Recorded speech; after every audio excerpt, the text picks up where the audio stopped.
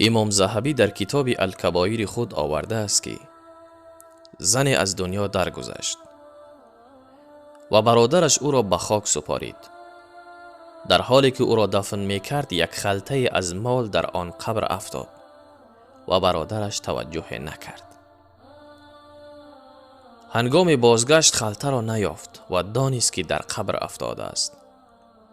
به قبر خواهر خود برگشت و آن را کافته باز کرد تا اینکه به جسد خواهرش رسید و دید که قبر خواهرش پر از آتش است.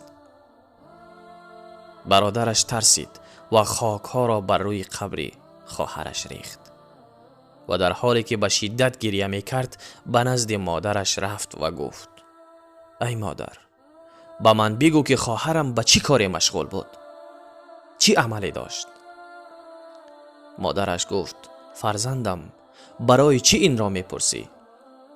گفت: مادر، من دیدم که قبر خواهرم پر از شعله های آتش بود. مادر که چنین شنید بسیار گریه کرد و گفت: فرزندم، خواهرت درباره نماز سهلنگاری و بی‌پروایی میکرد و آن را در وقتش نمیخواند، یعنی نماز را در وقتش نمیخواند و از وقتش دیر میکرد. شاید این باشد سبب آن که قبر خواهرت پر از شعله های آتش است. بله، این از حال و روزی کسی که نماز را از وقتش دیر می کند و در وقتش نمی خواند. نماز صبح یعنی بامداد را نمی خواند مگر پس از برآمدن آفتاب، یا دیگر نمازها را به همین صورت به تأخیر می اندازد.